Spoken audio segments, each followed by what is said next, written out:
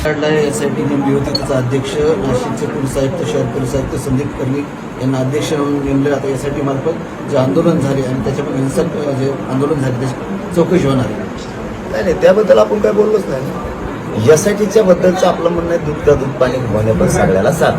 कोणत्या मंत्र्यांनी फोन केले, दंगलीला कोणी प्रोत्साहन दिलं, कोणत्या मंत्र्याला आंतरवाडीत हल्ला होणार आहे हे माहीत होतं, कोणत्या अधिकाऱ्यांना माहीत होतं, कोणत्या SP ला माहीत होतं, कोणत्या कमिशनरला माहीत होतं, कोणत्या आमदाराला माहीत होतं, कोण कोण तुमचे स्थानिक त्यावेळेस हल्ला होताना तिथं होते. SDM ला अधिकार दिलेत का कलेक्टरांनी आदेश दिलेत? कारण लाठीचार्ज करण्याचा हुकूम लागतो तो नाही. शरीरे मारले गेलेत बंदुकीतून, त्याचं देशात कुठंच परवानगी नाहीये, कुठंच देशात. ते कसं काय मारले गेले, किती मारले, कोणी मारले, याच्यामध्ये किती पोलीस आहेत आणि यांना आदेश कोणत्या आमदारानं कोणत्या मंत्र्यांना द्यायला लावले, याच्यात कोणाचा कटा त्या सहभागी.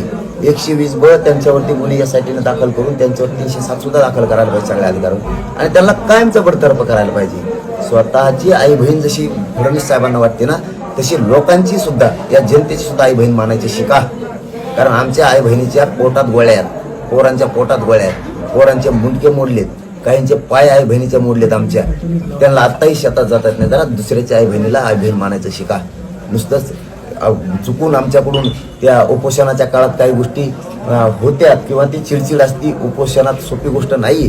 ते काय असतंय, तुम्हाला एवढं लागलं तर आमच्या आई बहिणीचे डोके फुटलेत, त्यांच्याबद्दलही जरा भावना राहा. तुम्ही जे आमच्या आई बहिणीचे डोके फुटलेत ना, त्या अधिकाऱ्यांना बढत्या दिल्यात.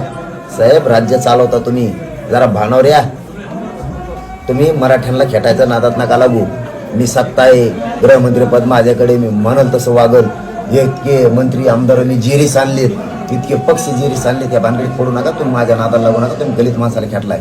आमच्या आई बहिणीला मारलं त्यावेळेस त्या सगळ्या अधिकाऱ्यांच्या मी रात्री माहिती घेतली की आमच्या आई बहिणीला मारणारे पोलीस नेमके निलंबित केलेले कुठे, कुणी पुण्याला बढती दिली, कुणाला इकडच्या पोलीस स्टेशनला दिली, कुणाला तिकडच्या दिली. वारे गृहमंत्री, आणि थोडं काय बोललोय की नाही बोललो माहित नाही मला त्या उपोषणात त्या काळात. तर एवढंच पूर्ण सभागृह डोक्यावर घेतलं. सादर होणार अर्थसंकल्प अधिवेशनात आणि मांडताय मला अटक करायची. त्याच्यात जातीकडून बोलायचं तर आमचे लोक पक्षाकडून बोलायला लागले. म्हणजे जातीपेक्षा नेत्याला मानणारे निघाले.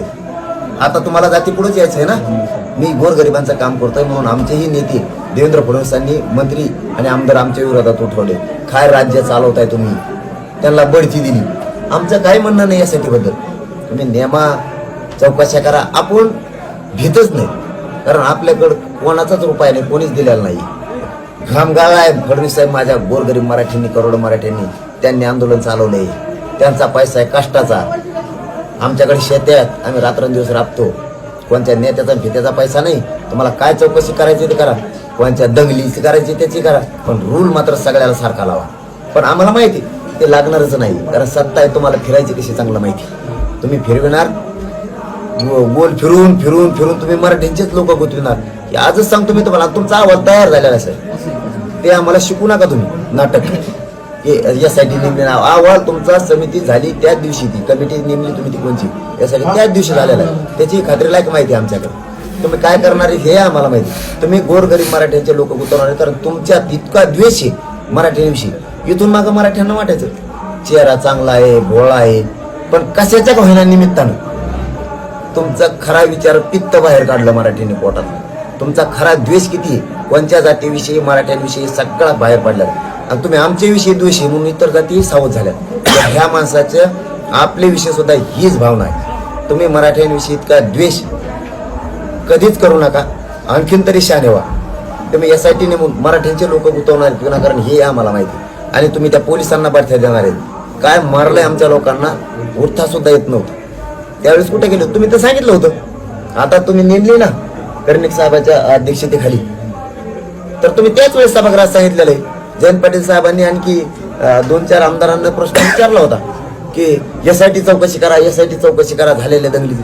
तुम्ही म्हणले पोलीस बांधवांनी केलेलं. पोलीस बांधवांनी माझ्याकडे असा अहवाल दिलाय विधानसभेच्या पटलावर, मुंबईत अधिवेशन होतं त्यावेळेस, की काय करण्याची गरज नाही, आम्ही सखोल चौकशी केलेली. पण जर सभागृहाचं म्हणणं असेल तर SIT नेमू. पण मला असं वाटतं SIT नेमण्याची गरज नाही. पोलिसांनी सखोल जाऊन चौकशी केलेली, काय गरज नाही. त्यावेळेस चांगलं होतं, त्यावेळेचा अहवाल चांगला होता ना. आता अहवाल कस काय फिरला? साहेब तुम्ही येड्यात समजू नका मराठ्यांना. ते पूर्वी होतं आंदोलन केलं फोडला, आमका केलं फोडला, योग पक्ष फोडला. मी फोटत फिटत नसतो, जेलला सडन पण मराठीची गद्दारी करीत नाही. तुमची जिरविणारच आहे मी आता. तुम्ही आम्हाला माहिती आहे त्यावेळेस अहवाल चांगला होता. तुमचाच विधानसभाचं पटलावरचं भाषण आहे. आम्ही ती सुद्धा रेकॉर्डिंग बाहेर काढणार आहेत. ती सुद्धा बाहेर काढणार आहेत तुम्ही बोललेली. आता जेव्हा अहवाल येणार आहे तेव्हा आम्हाला माहिती आहे मराठीची विरोधात येतात. त्यावेळेस चांगला होता. आता कसं काय बदलला खोटा? तुम्ही पागल समजता का आम्हाला? मला माहिती आहे तुम्ही कसं गुंतवणार आहेत. मला तुम्ही गुंतवून तर दाखवा, पाठ थोपटीत आम्ही तुमची. हो, आणि मला मध्ये जागा तुम्ही बघा राज्यात कशी लाट येते आणि 14 राज्यातले बी मराठी क्षेत्रीय मराठी कशी विरोध भावनिक लाट येऊन तुमचा राजकीय सोपडा साफ करणार आहेत मराठी. दादा लोकसभा तोंडावर आहे.